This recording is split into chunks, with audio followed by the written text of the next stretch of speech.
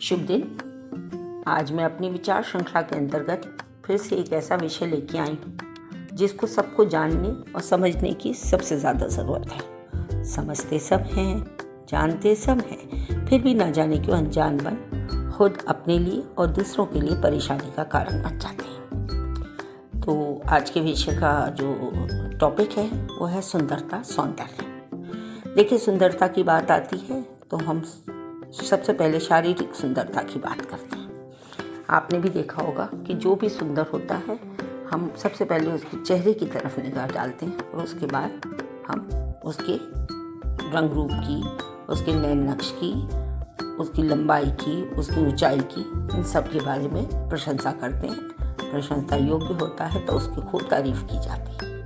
चलिए, इस विषय पर विस्तार से बताने से पहले मैं आपको एक खबर सुना दूँ कि शायद अप्रैल में ये खबर आई थी कि एक लड़की IIT में, जो कि पढ़ने में बहुत अच्छी थी, हमेशा अव्वल आती थी, और बस उसके साथ एक ही समस्या थी कि वो मोटी थी। तो उसको लोग मजाक बनाते थे उसके मोटापे का।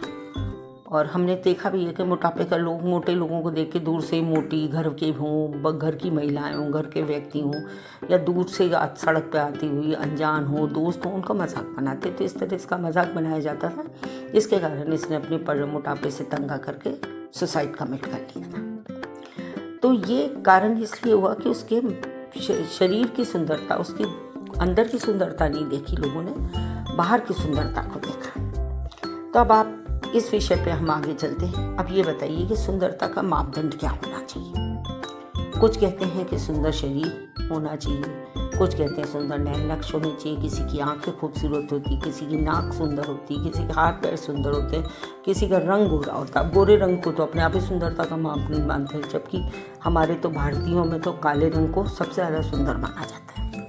लेकिन ऐसा नहीं था, और अक्सर हम लोग चेहरे की सुंदरता को ही ज़्यादा देखते हैं।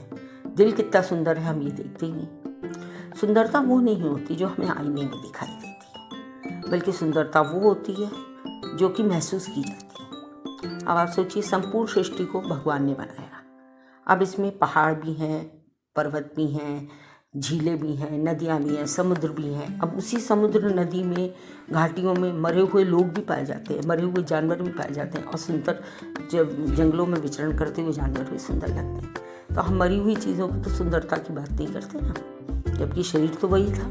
लेकिन चूंकि आत्मा निकल जाती है तो उसके अंदर सुंदरता का बोध कम हो जाता है। तो इसका मतलब कि शरीर जब तक उसके अंदर आत्मा है, चेतन है, ऊर्जा है, तब तक ही तो वो सुंदर है। तो हमको अंदर से आंतरिक सुंदरता की बात करना चाहिए। आज सुंदरता की चाह में देखिए, स्त्रियां इतनी ज़्यादा हो गई हैं कि अपने को खूबसूरत बनाने के लिए स्त्री, पुरुष, लड़के, लड़की, सभी को मैंने देखा अपने सुंदर बनाने के लिए कभी कोई कॉस्मेटिक सर्जरी का सहारा ले रहे हैं, कभी ठीक है लेना चाहिए, मैं ये नहीं कह रही हूँ। अगर उनका ऐसा है, कोई लगता है उनको अपने शरीर में कुछ कमी की जा रही है, तो उसको करेक्शन करा जा सकता है। लेकिन आप ये सोचिए कि फूल खिलता है तो एक कली होती है, तो कली की सुंदरता भी किसी तरह कम नहीं होती। मैं तो ड्राइंग वगैरह करती हूँ तो मैं देखती हूँ कि उसमें बंद कली बड़ी खूबसूरत लगती है, ओस जमी हुई उसमें पत्तियों में। पूरा खिला फूल तो सुंदर होता ही है, लेकिन उसमें जब बंद कली में ओस की बूंदें होती हैं, वो सुंदरता बहुत अलग सी दिखाई देती है। तो इस तरह से किसी की भी सुंदरता को हम कम नहीं आंक सकते। किसी को सूर्योदय पसंद है, किसी को सूर्यास्त पसंद है, किसी को पहाड़ पसंद है, किसी को नदी पसंद है। तो इसका मतलब सुंदरता तो कण कण में है ना। तो हम किसी को बस पहली नज़र में क्यों मान लेते कि वो सबसे खूबसूरत व्यक्ति है? ऐसा नहीं होता। मन की सुंदरता होती है तो चेहरे पे अपने आप परिलक्षित होती है। जितना हम ज़्यादा सुंदर होते जाएंगे उतना हमारी सुंदरता तभी बढ़ती है जब हमारा मन सुंदर होता है। तो अगर हम मोर की ओर आकर्षित होते हैं तो कोयल भी सुंदर होती है, उसकी आवाज़ कितनी मीठी होती है।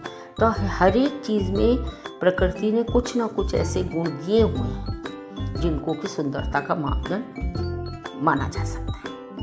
कुछ लोग गोरे होते हैं, वो अपने आप को सुंदर समझते हैं। कुछ लोग काले होते हैं तो वो सबसे ज़्यादा सुंदर होते हैं। और भारत में तो मैंने अभी पहले भी कहा, अभी थोड़ी देर पहले ही इसी वीडियो में कहा है कि सुंदरता सांवले रंग में होती है, श्याम वर्ण में होती है। अगर गोरी है माँ पार्वती का रूप, तो महाकाली भी तो महापार्वती का ही रूप है। दोनों ही पूजनीय है, दोनों ही शक्ति का केंद्र है। अगर धन की देवी लक्ष्मी की हम पूजा करते हैं तो ज्ञान की देवी सरस्वती की भी करते हैं। हम अगर भोजन की देवी अन्नपूर्णा की करते हैं तो हम पृथ्वी की भी करते हैं। जो हमारी जन्मदात्री माँ है उसकी भी हम सुंदरता की पूजा करते हैं। तो इस तरह प्रभु ने सबको अलग अलग तरीके दिए हैं। तो हमें केवल शारीरिक सुंदरता का तो पहली नज़र में तो देखिए शारीरिक सुंदरता ही आकर्षित करती है। किसी के खूबसूरत नैन नक्श या चेहरा, किसी का चेहरा अच्छा नहीं होता, उसका शरीर बहुत खूबसूरत होता है।